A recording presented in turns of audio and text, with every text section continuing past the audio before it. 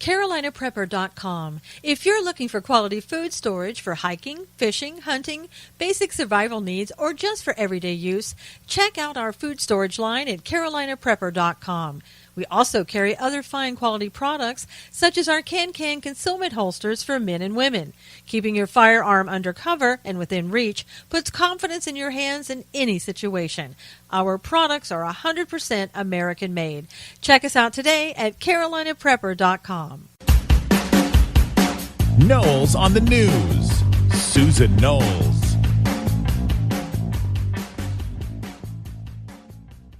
Well, we are inching ever closer to having that tax reform bill passed in the House, and we passed it yesterday in the House, but we had to redo it because of some provisions from the Byrd provisions that the House, failed to do. And we sent it on to the Senate, and after what seemed like an agonizing 50,000 hours of listening to the Democrats lie, we finally got that passed 51-48 in the Senate. Now we're back in the House listening to Democrats lie once again, this time in the House. And hopefully the vote is going to be very soon, hopefully maybe even before this show is over, and I can tell you whether or not that the tax reform has passed. Barring something very unforeseen, it is going to pass. And despite what the Democrats say, it appears to be, by all accounts, it's going to offer the middle class a good break.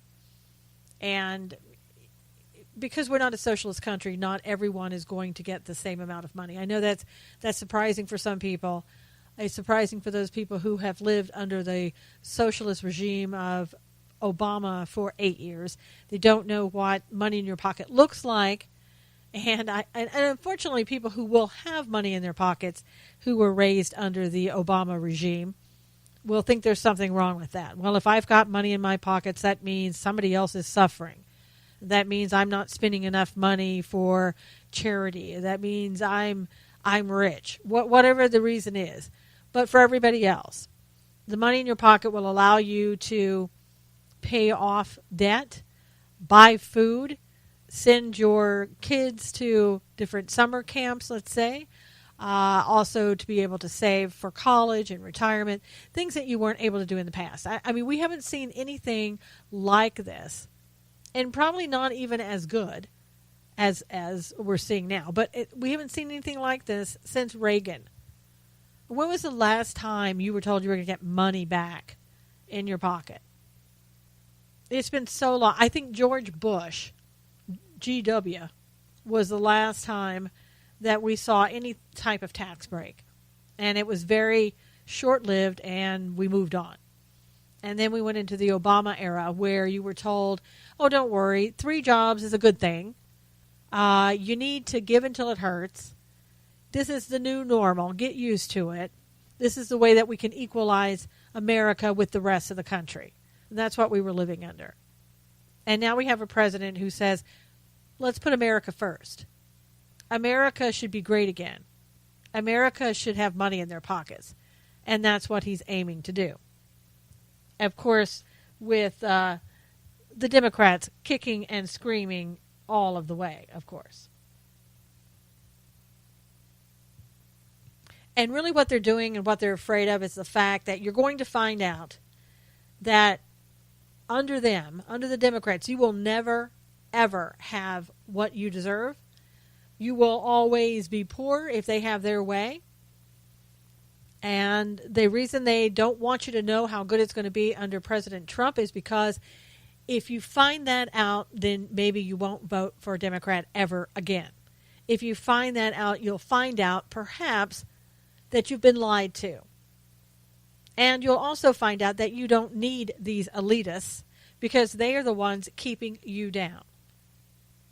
I mean, seriously, I don't know what it's going to take for people to see that people who are voting Democrat, that every time you do that, you lose. And I don't think it's ever going to be, I really don't hold out hope anymore that many people will leave the Democrat Party. They should, and they should learn, but they never seem to do that. And I know when I say that, they feel as strongly about their party as we do about ours. And they would say we're the ones that are blind, but we all know the truth. I don't know. I guess there is always hope, and until all hope is gone. Speaking of hope, we always hold out hope that somebody is going to go after all the wrongdoing that we've seen for so long, and we seem to be able to, never to go after it. Never have the DOJ go after what we think needs to be done. And thank God for people like Judicial Watch, who says, you know what, we're going to do this. We're going to take up the cause. Or somebody else who says, enough is enough. We've sat here, we've seen this injustice, and if the DOJ is not going to act, if a special counsel isn't going to act, then I guess we're going to have to. Thank God for those people. One such group is called the Committee to Defend the President, a PAC that came out of the Stop Hillary PAC. Those great people. Well, they have filed a complaint with the FEC against the Clinton campaign and the DNC alleging money laundering. About time somebody did this. They claim that the Clinton campaign and the DNC colluded to launder money through state chapters, then back to the campaign as a way to get around the campaign donation limitations. They claim that the Hillary Victory Fund solicited money from people like Calvin Klein and Seth MacFarlane, and they claim it was allegedly sent through state chapters to the DNC, then back to the Clinton campaign. And they claim that the Hillary Victory Fund either never transferred that money to the state chapters and back to the DNC, or they did so without giving state chapters actual control of the money. See, because you would have to be a fool not to think there's a reason to investigate the DNC and the Clinton campaign after knowing what you know. After hearing so much that has been said about the fake dossier, possibility of the FBI offering $50,000 to Christopher Steele, the person who wrote the dossier, to confirm that the dossier was real, and all the rumors that we've heard about Andrew McCabe, the deputy FBI director, who maybe, just maybe, colluded with others in the FBI, maybe Peter Strzok, maybe others as well. And you might remember Peter as the FBI guy who was on the Mueller investigation, the top FBI guy, I might add, who was dismissed after learning that he had anti-Trump text messages. But he also talked with, or about, I should say, Andrew McCabe and the possibility of an insurance against having the president be elected. So, I don't know, if that doesn't look like collusion and corruption and an interference and obstruction of justice regarding the election in 2016, I don't know what is. We've got Mueller over here who's searching for whimsical Russians that were somehow interfering with our election because they colluded with the Trump administration or the Trump campaign, I should say, when really what we need to be looking at is all of the collusion and corruption allegedly coming out of the Mueller campaign, all of the bias there, all of the text messages, all of the possibility that Mueller violated the Fourth Amendment and the attorney-client privilege in getting some of this information. I mean, the investigation with Mueller has been so bad, in fact, that Alan Dershowitz, the Harvard professor, Democrat, has said this probably one of the sloppiest conflict of interest-ridden investigations he's ever seen, and goes on and on about how bad the Mueller investigation is, and said, you know, President Trump, this guy may have to bend over backwards to make President Trump look good because of the fact it looks so partisan, his investigation looks so partisan, that anything he does against Trump he's going to be called out on it. And exactly, that should be done. and what really should be done, as I've said over and over again, Mueller should never have been there in the first place, but now that we have him there, Mueller should be fired. This investigation should be shut down, contrary to Rod Rosenstein saying, there's no reason to end this investigation. Everything's just, very cool. Mueller's the greatest thing that ever, walked on water next to Jesus Christ. I mean, if you hear Mueller say it, or if you hear Rosenstein talk about Mueller, that's exactly the way he talks about him. And let's face it, that's how most people on the Democrat side talk about Mueller. That's why they wanted him until, of course, he maybe didn't do anything exactly like they wanted him to do, but, we get over that very quickly. And so a lot of the Republicans as well, nobody spoke out against it. Nobody said, this is crazy.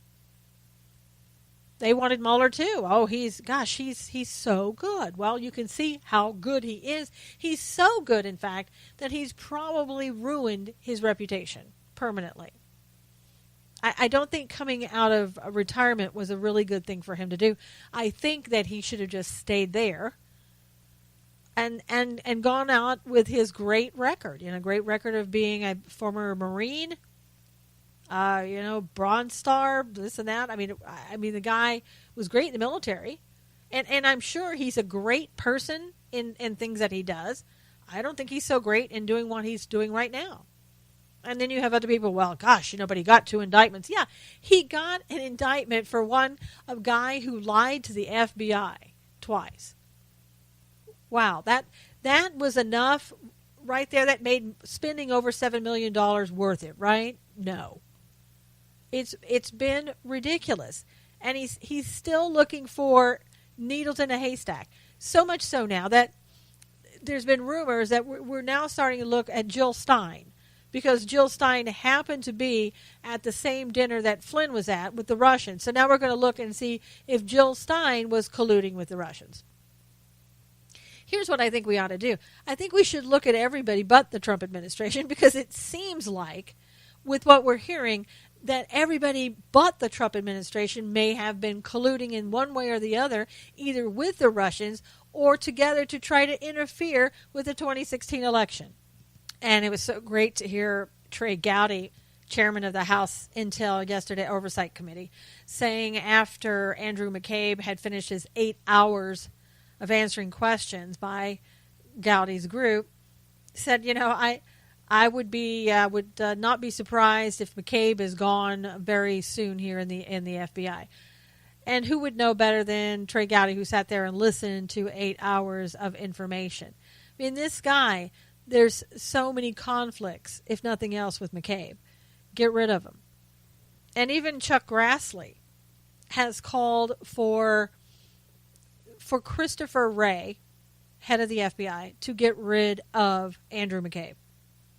And Grassley saying, this is absolutely insane that we have this guy here.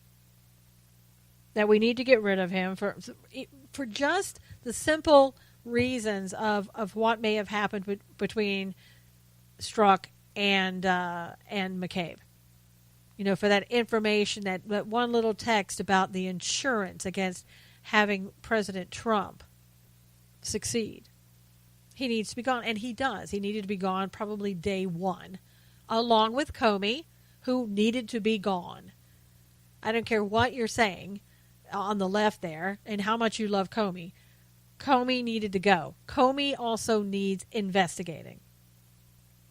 And Grassley's saying, just make sure that we don't have Donald Trump anywhere near the firing of McCabe, because he'll be accused of interfering with the investigation. But he should be fired, and he needs to be gone yesterday.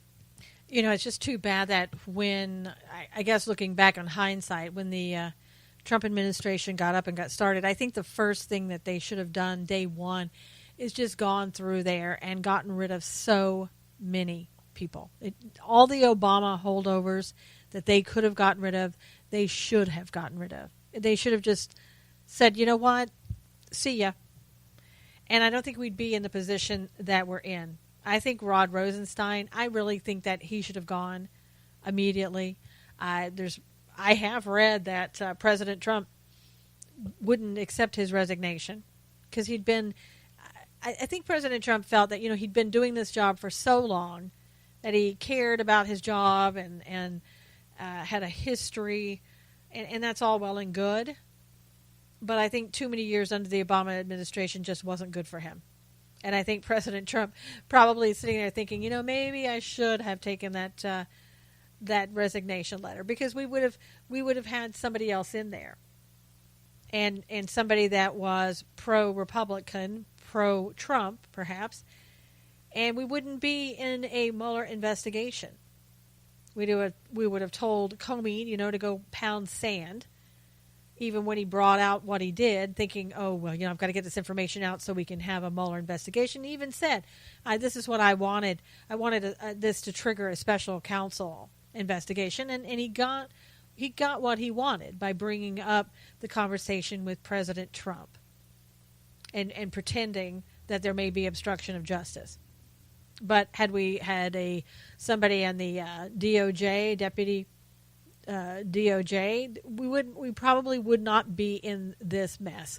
We wouldn't have appointed a special counsel. Maybe they would have looked into it at the DOJ, and that would have been it. But we didn't do that. And it's too bad that we didn't do that. But we are where we are, and we just, I don't know. I was thinking the other day, is there one thing under the Obama administration that was good? And I can't think of one. I mean, you would think that I would be able to think of one thing. Nope. Sorry, can't do it. And the more we learn about the Obama administration and what they were doing and what's just coming out, and God only knows what we don't know that hasn't come out yet, because it's bad enough in the things that are just starting to leak out about what was done. One of the main things that is an issue, it should be an issue for everyone, is that we are now hearing that the Obama administration deliberately, now this is all allegations, but the Obama administration deliberately didn't go after Hezbollah, wouldn't allow the law enforcement agencies to go after them, wouldn't allow the drug enforcement agencies to go after them for a long time. And why? Because President Obama, former President Obama, wanted that Iran nuclear deal at all costs, it seems like. And if true, here, we have our service people who were dying at the hands of ISIS. And I don't know, the way I look at it, as if this is true, Obama helped that happen. He won't be held accountable for it, but I'm just saying the truth is what it is. And Obama was given a Nobel Peace Prize for just some wonderful work that he's done, just being himself, right? That's why he got the Nobel Peace Prize. But there are some politicians in Israel that are saying now, you need to take that Nobel Peace Prize away from him. That he hurt our people as well in Israel. And so if there was any reason for this day for you to still think that Obama was somehow a friend of Israel, this should show you that in no uncertain terms, he is no friend of Israel, never was, and never will be. Because all he did was strengthen Hezbollah and Iran, who are sworn enemies of Israel. So it's bad enough what it did to our people and the lives that were lost because of it, again, if true. And then we have Israel and the damage that was done to Israel. I mean, this administration, as I said, I can't think of one positive thing that they did. And as I said before, he certainly didn't do anything positive in regards to taxes. And just announcing to you that the House did pass their portion, The $1.5 trillion Republican tax overhaul is ready for President Trump's signature, and it's going to be great. It's going to be great. And this is really good. I mean, I know that President Trump is probably very excited at this moment, as are most Americans, despite what the New York Times and the other mainstream media news outlets would have you believe, that everybody's against it. I think people on the Democrat side even are just hoping for money these days, wanting more money in their pocket, and they're in a wait and see right now. And they're going to be shown that the Republicans did what they promised that they would do. The Trump administration and President Trump himself did what he said he was going to do. And this is great news for the American public. Despite the fact that the New York Times can only harp on the $1.5 trillion Republican tax overhaul. And that's why I said it there in the beginning. I wanted you to hear what they were going to say, just so that you wouldn't be shocked. Not that you would be, but it's going to be a good thing for all Americans. Most Americans, as I said, will benefit greatly from it. Some not as much as others. People, of course, who are married with children will benefit more. That's just the way it goes. We don't live in a socialist society. As I've said many times before, not everybody's entitled to receive what everybody else gets. And hopefully soon people will start realizing that. But I'll tell you, here's one thing that I think that we should remember. There were 12 Republicans who voted against it. And maybe it's time that we remember the names, and it's time for these Republicans to go. Dana Rohrabacher from California, not really unexpected because he's from California. Darrell Issa, although he's from California, that was unexpected. I don't know what's happened to Darrell, but Darrell is becoming, I don't know, I'm not seeing him very favorably go for things and vote for things that the Republicans are pushing. And Darrell seems to be taking a step back, too far of a step back, in my opinion. And maybe it's time for Darrell to go. You know, at one point, Darrell came out, I'm fighting against the Obama administration. And he was all out in front, and it was, this is great. And now he's virtually disappeared. And he doesn't seem to be helping the GOP as I feel that he should. And I don't think I'm alone on that. And so others, Walter Jones in North Carolina voted against it. Frank LoBiondo, never heard of him, in New Jersey. Christopher Smith, Leonard Lance, all from New Jersey, and Rodney Frelinghausen of New Jersey. These names are incredible. And then we had the others were from New York. Lee Zeldin, Peter King, Dan Donovan, John Faso, Elise Stefanik, or Faso, John Faso. You know, some of those being from New York were not unexpected either, but Peter King, I kind of thought that he would go along with us. And of course, they're doing that because of the California and New York being the higher tax states. Well, you know, maybe this is a good indication here, Republicans in California, New York, and New Jersey. Maybe you should do something about it. And, you know, we have to switch subjects here and talk about something that, you know, we've been giving a lot of airtime for the men who have been accused of sexual misconduct. And I think it only fair that we give equal time to the women who are now being accused of sexual misconduct. Now, of course, we're only getting a couple of people. It doesn't mean that there aren't more to come. But, for example, we have Andrea Ramsey, a Democratic candidate for Congress. She's going to drop out of the race after the Kansas City Star asked her about accusations of in a 2005 lawsuit claiming that she sexually harassed and retaliated against a male subordinate who said he had rejected her advances. Uh-oh. Now, multiple sources with knowledge of the case told the Star that the man reached a settlement with the Lab One company And that's where Ramsey was the executive VP of Human Resources. Just let that sink in for a moment.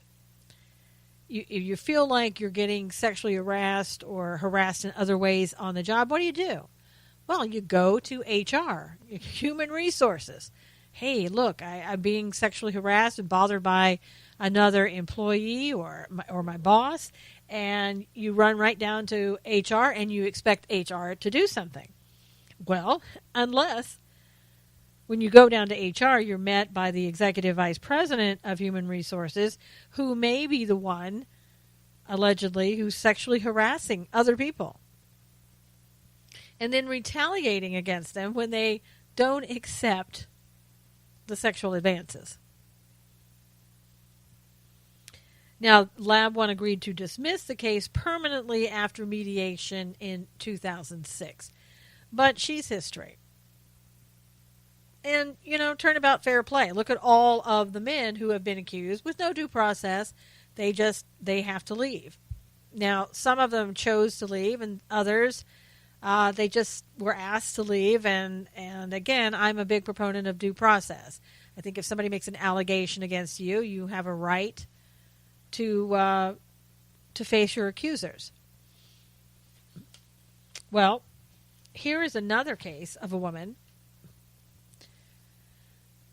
that isn't getting much public airtime. Now, why would that be? Well, let me explain to you why that is and who the person is, and I think then you'll understand why you're not hearing about it all that much in the mainstream media. The person is Linda Sarsour. Now, you know Linda Sarsour. Where does that name sound familiar? Oh, that's right. She is a self-proclaimed champion of women's rights. She was born into an immigrant of Palestinians. When she was 17, she had an arranged marriage. And she was born in the United States, by the way. And she's also the big proponent, the woman who was co-chair of the, I call it the pink kitty cat hat, the women's march with the pink kitty cats hats. You remember those. So unattractive. And she's being labeled an enabler of sexual assault against women because a former employee, a female, has come out and made these allegations. Now, it's interesting to note that this is happening to her because she was recognized as a champion of change under the Obama administration. And what happened, these are all allegations, of course, but what has supposedly happened, according to the employee, is that in the building where she worked, and at the time, Sarsour was the former executive director of the Arab American Association. So she was the executive director there at the time of the Arab American Association that was located in this certain building. And there was a man who didn't work for the company, the way I understand it. He didn't work for the company, but I guess he bothered people, it sounds like, who were working for the company. And according to this female employee, he would sneak up on her at times when no one is around, and he would touch her. And she said she would scream at the top of her lungs and everybody could hear it. And she said he would pin me against the wall and rub his crotch on me. And she didn't like that. Imagine that. Now, she said that the most egregious offenses by this male was just dismissed by the organization's leadership. And why was that? Well, she was told that it was because, he's a good Muslim and he always goes to the mosque. And I think top leadership, she claims, told her that he's a God-fearing man. He's always at the mosque. So he wouldn't do something like that. And she said the person in leadership position wanted to make sure that she knew loud and clear his belief that this guy was a good Muslim and that she was a bad Muslim for complaining about it. And she says that Sarsour, now these allegations says that Sarsour said that she was a liar because something like this didn't happen to women who looked like her.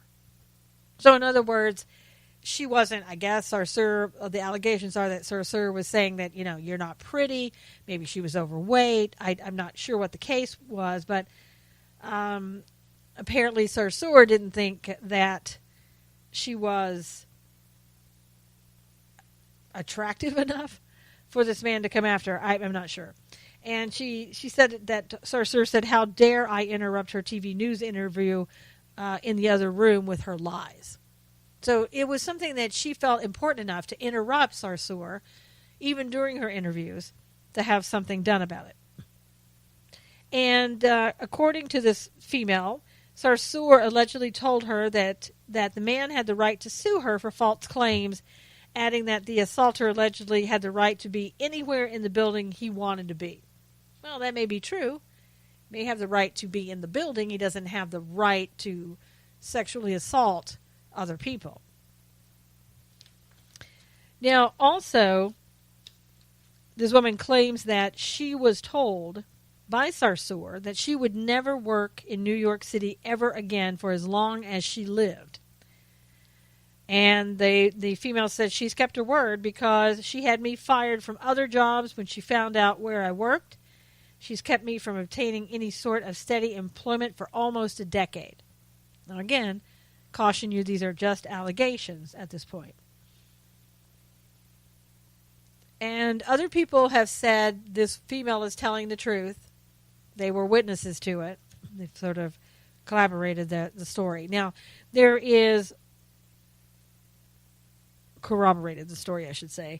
There is one New York State Democrat who's calling for an investigation. His name is Dov Hikind. Never heard of him, but, glad that he is brave enough to speak out against this woman. And why do I say that? Because I'm waiting for CAIR to come out, CAIR, and say to everybody concerned, leave this woman alone. She's one of our best godly women, and you're just trying to bring her down. These are all lies. I'm waiting for that. You know that's going to happen. But he wants an investigation. And I think absolutely this investigation should go forward. But should we really be surprised that this happened, if it did, happened under Sarsour's watch, when you have a woman who promotes Sharia law? I mean, under Sharia law, women are garbage, and they're to be treated as garbage. And those are my words. I know that's probably not exactly correct, but I'm saying garbage, okay? So this poor woman finally comes out and gives her side of things under a lot of a distress, I would think, because it's Linda Sarsour. Now, if this were anybody else, if this were Al Franken, Roy Moore, Trent Franks, Harvey Weinstein, and I can name on and on and on all the men that have been named before, including our president, been accused of sexual misconduct. If it were any of those people, their names would be plastered all over continually on mainstream media for days. But because it's Linda Sarsour, you're not hearing a peep. Not a peep. Ask yourself, did you see the story? Have you seen that story in the last couple of days? Are you seeing it now? No. I saw it maybe 3 different places of the mainstream media news outlets, and that's it. That's it. I haven't heard it reported in the news, on the local news, national news, or anything else. And I don't know. I dare say there's going to be an investigation. When it all boils down to it, nobody's going to say a thing. but they should.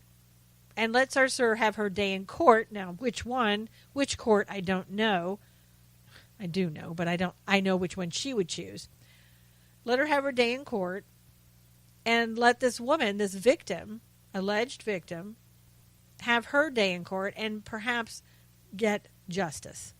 And speaking of the allegations against President Trump, when he was not president, by the way, those were allegations before he became president, it's now being claimed that the young lady, one of the young women who claimed that some type of sexual misconduct, was the same woman who, during his campaign,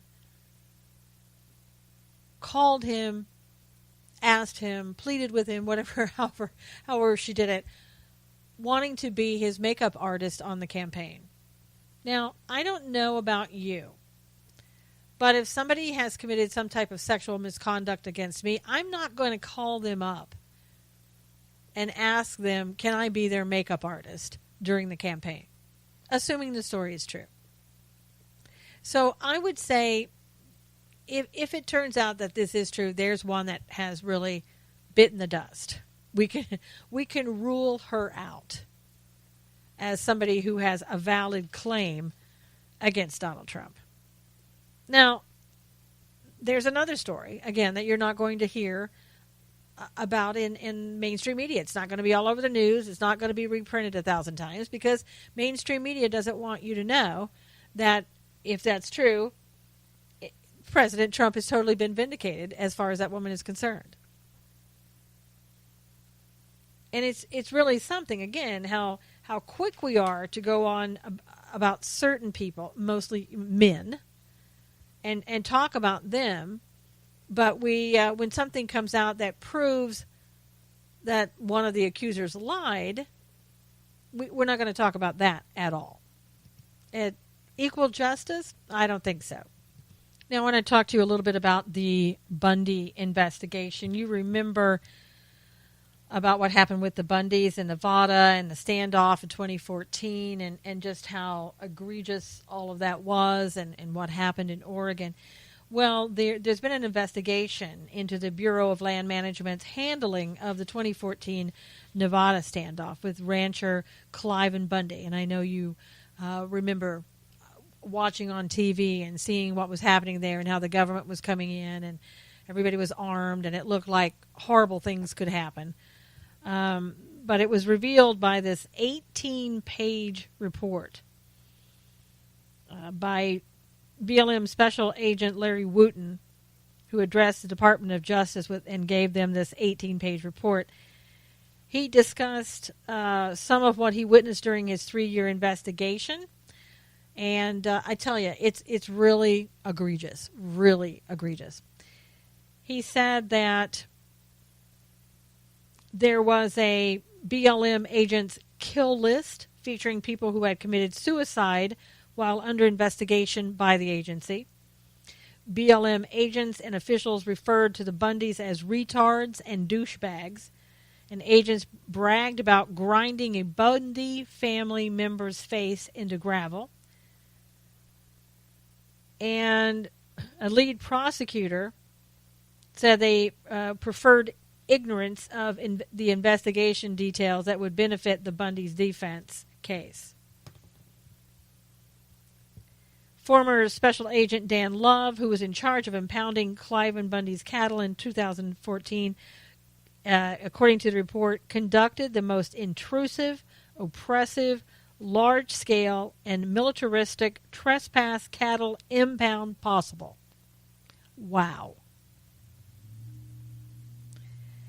And the Bundy's defense strategy accuses the BLM of overly aggressive and threatening tactics. I would say, based on what this report claims, yeah, I would say so. And I guess sometime this week they're going to make a determination of whether or not there should be a mistrial or the case should be dismissed altogether. And that's expected to come down on Wednesday. So hopefully there will be justice served. I mean, it's amazing that these people have been jailed for at least the past 2 years, but they've gone through hell before then. And they're still going through hell, and some are still locked up. They'll never get their lives back. They'll never get the cattle back. They'll never get back the money that they lost. They'll never get back the dignity that they lost. They'll never get it back. And Cliven's wife has said, this has been 2 years. We need to get on with our lives. I think, this wasn't investigated. We need to investigate now. Again, another investigation, Mr. DOJ. Wake up, Jeff. We got something here for you to look at. I think it needs to be looked into exactly why this property was wanted so badly by the government. Now, there were rumors that it was Harry Reid, I guess Harry Reid's son, that had some deal with the Chinese, on and on and on. I don't know the truth anymore because it's so convoluted, but something is wrong. Other people have said there's uranium there, and that was part of the, uranium deal with the Russians. That's pure speculation, at this point. I don't know. But what I do know is that something needs to be done. Something needs to be looked into. These people need to be, they need to have justice. They really do. And I don't think, as I said, I don't think they're ever going to see that money returned to them. It's so hard to sue the government. But in this case, with this type of wrongdoing, they certainly should be able to go after the government if it's proven that they should not have been held for anything. And I don't know, if you look at this 18-page report, if that doesn't give you a clue that they shouldn't be held for anything, then I don't know what will. But I think other things should be looked into. Other things about Harry Reid specifically in this case should be looked into. This is for a different reason, but it involves Harry Reid as well. The Defense Department supposedly secretly set up a program 10 years ago to investigate unidentified flying objects at the urging of then Democratic Senate Majority Leader Harry Reid. Now, according to the New York Times and Politico, there exists a Pentagon's now defunct Advanced Aerospace Threat Identification Program. So it's no longer a functioning program, but this program began either somewhere in 2007 or 2009, around that time. And according to reports, Reid helped steer money under the program to a donor's aerospace research company. Special interests. And we need to investigate that. And I know Harry's no longer here actively in government. I get that. He's retired. I understand that too. I don't care. These people, the Bundys, need justice. People who paid their tax dollars in a ridiculous program in order to possibly give a donor of Harry's money in his pocket and money in Harry's pocket as well. That needs to be investigated, and justice needs to be served on things like that. We should not let these people get away with it. It's been too much, too long. We still haven't gone after Hillary. We still haven't gone after Obama, which going after Obama is probably useless because I don't know of that many cases, and probably not any, where you're going to be successful in going after the President of the United States for some type of crime. God knows that we have plenty of reasons to open an investigation on Obama, but I think it's one that would just take time and effort and taxpayer money that we don't have. Because I don't think, again, that we would ever be successful in implicating Obama for any wrongdoing. Although, maybe we should think about trying.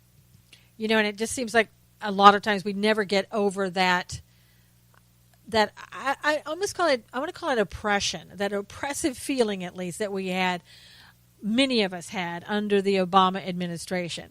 And the ability of the Obama administration to just split us up amongst the races. Never seen somebody so capable of turning black against white, white against black, and on and on and on.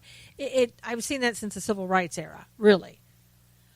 But we still have some of that leftover stuff, where everybody was going on and on and on about, because they were all riled up under Obama, and they were told that everybody hated them and everybody was a racist, that type of thing that he liked to spread.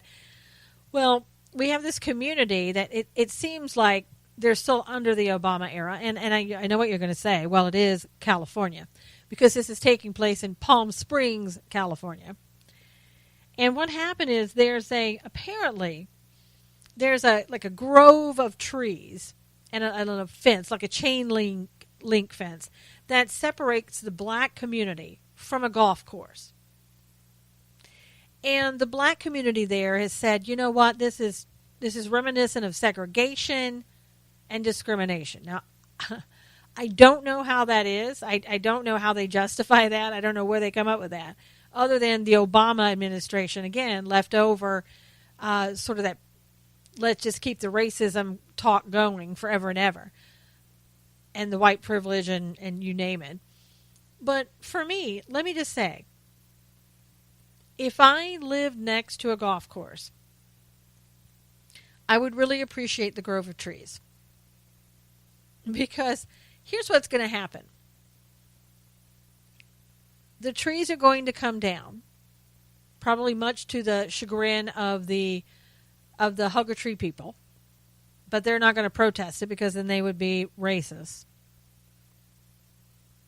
The trees are going to come down, the fence is going to come down, and the golf balls are going to be flying over into the houses next door in the black community.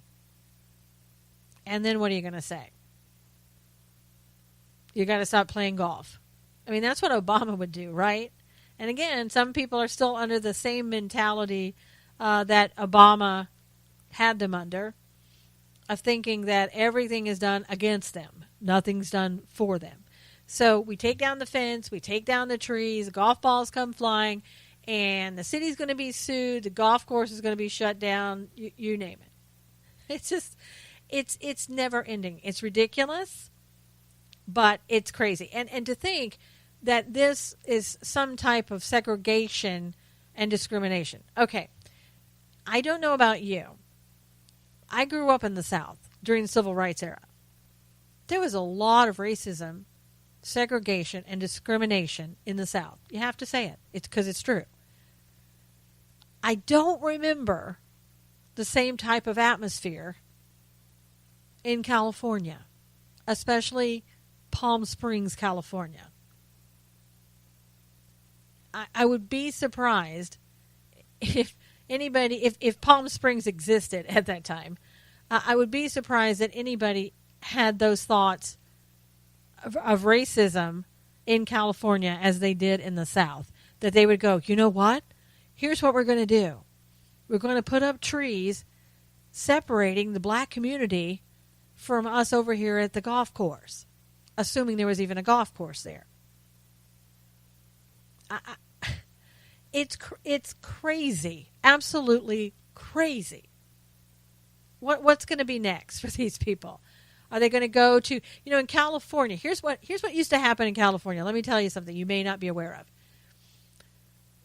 The orange tree, the orange growers, okay, they would plant the trees, the orange trees, and they got planted sometimes near golf courses. I mean, they'd plant them anywhere they could. So they would plant these orange trees, and then they would plant these huge eucalyptus trees right next to them. And why? Because they're racist? No. Because they wanted to go ahead and try to protect the orange trees. I know that's crazy. They would protect the orange trees from the wind by putting up the eucalyptus trees. And so I guess you could say, I mean, if you didn't know, you might want to look at that and say, gosh, well, you know what? That's racist. They're putting up those eucalyptus trees and the orange trees because they don't want us to get them. And it separates us from the golf course over there and the other community. All ridiculous. Absolutely ridiculous. Of course. You know it and I know it. And I'll tell you, these days in California, they're pretty much all gone because the orange trees have been cut down along the roads to make room for freeways, and the eucalyptus trees are gone. So there you go. If there was any segregation or discrimination intended by that, it's gone now. So I don't know. This little community in Palm Springs, you're going to lose all your trees there, and I'm sure they're probably very beautiful, lining that golf course. Because, and you know what? It was probably one or two people in the black community who said, let's see what we can do. We don't like the trees here just because we want to see the golf course, maybe? I don't know. So let's come up with something. Yeah, I know. Let's call it racism. And let's cut down the trees. Shameful. It's terrible that all these poor trees are going to have to be cut down because of it. And again, I'm telling you, you're going to see as soon as possible lawsuits coming from unwanted golf balls. And I did want to let you know, as I am taping this, there has been an announcement that there was a mistrial declared in the case against Nevada rancher Cliven Bundy. That just came out in breaking news. So that's good news for the Bundys, although it could be retried. I doubt very seriously it will be under the circumstances. And we'll see where this goes. We'll keep an eye on the Bundy case. And I'm sure people are extremely happy in the Bundy family and those people that supported them and felt that they got a really raw deal. Other information that we're getting out of North Korea. I don't know how you feel about North Korea, what needs to be done about North Korea. And it's kind of it's an iffy type subject because nobody wants to be the one to say, yes, we need to go to war with North Korea. And I don't know if we need to go to war with North Korea. I know that pretty soon, I just don't see how all of our talking is going to stop North Korea if they have their minds dead set on hurting the United States, maybe South Korea, anywhere else you can think of. Because these people are working with Iran, and thanks to all the money that Iran got from the Obama administration, are able to supply North Korea. I don't know that they are, but I'm saying they're certainly able to supply North Korea with ballistic missiles and things like that they may need. And news is coming out now that is not so good. It seems that, and this is according to South Korea and their reports, they're saying that North Korea is testing new warheads on their ballistic missiles. And this time, they're loaded with anthrax. I mean, the news just keeps getting worse. And the poor people there in North Korea, I mean, how many people have died so far from the testing that they've done from their ballistic missiles because of earthquakes and the land being so unstable around there? And now what's going to happen with the people there if they truly are using anthrax? And even more for me and my family, and I'm sure for you and yours, you're wanting to know, what does that mean for America? Well, I don't know. And I do know that North Korea has between 2,500 and 5,000 tons of chemical weapons, according to reports that are coming out. So, you have to ask yourself, is this something that maybe at the beginning of next year we're going to see a little bit more talk of perhaps going into North Korea? I know we mull it about sometimes and think about, well, why don't they just go ahead and take out the dictator? Well, who would they replace him with? What would happen? What kind of pandemonium would occur if they did that, if the United States did that? Because the people, as much as some people there, have tried to leave North Korea, defectors, and they know how bad it is, some people are just as devoted to the dictator as those who wanted to leave and get out of North Korea. And again, it's so sad when you hear the defectors that have left and the condition, their health, the condition that they're in is just unbelievable. Organisms in their body that doctors have never seen before and can't explain. But I think that it's going to come to a point at some point down the line here that we have to make a decision. We have China saying, if you go after North Korea, we're going to attack you. Is that true? I don't know. Does it matter to China that they are toying around, if you will, with anthrax in North Korea? I don't know. What's to say that North Korea, won't get mad at China or Iran someday and use those same weapons against them? There's no reason to believe that somebody as crazy as this madman wouldn't come after anybody else that he felt threatened him. And I think there's been a lot of talk where, President Trump and Tillerson don't seem to be on the same page with each other when it comes to North Korea. Now, I don't know if that's true. I don't know if it's just the mainstream media making it look like that, and that could very well be the case. But it's certainly something that I think we're going to have to spend a lot more time with in trying to figure out a solution.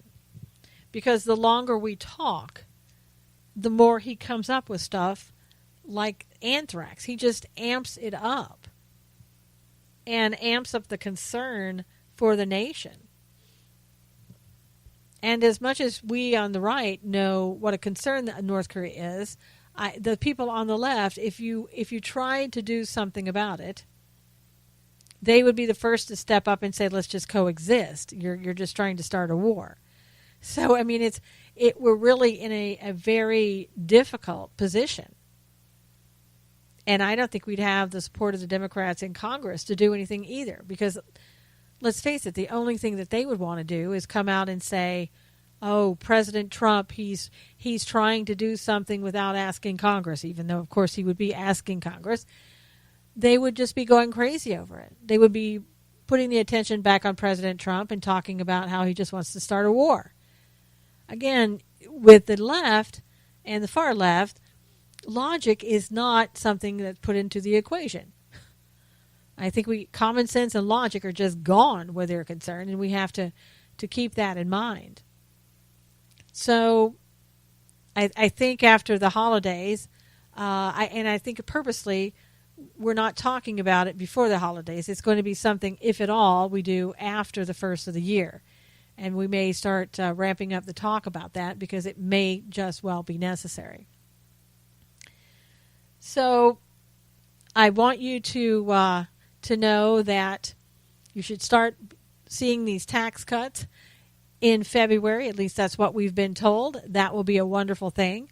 That will be something great for all of us at the beginning of next year to start seeing that money back in our pockets starting in February. And later on today, President Trump will be signing the tax reform plan. It's a promise that he made that he would do. He has done it. We just need more promises also. Just repeal Obamacare. We've got to work on that next year. We've got to get rid of it. We really do. I know all of us are suffering from the outrageous premiums that we have to pay. It's just not affordable anymore. And again, you're going to hear the Democrats once again trying to amp up everybody and make them so afraid that anything is going to happen that we just can't possibly get rid of Obamacare. Well, we need to. And I'm hoping that is one thing that the president promised and will do, as well as the wall. I think 2018, we need to see all these changes made, and we need them quickly. We need to watch our country continue to prosper and be benefited by a President Trump in the White House. And I want to tell all of you out there, all of you who were celebrating Hanukkah, I hope you had a great Hanukkah. And for those of you who celebrate Christmas and the birth of our Lord Jesus Christ, I want to say Merry Christmas to you. Thank you so much for your support on this show and other shows that I do. God bless you. Have a wonderful, wonderful Christmas. And we'll see you again really soon. Take care. God bless.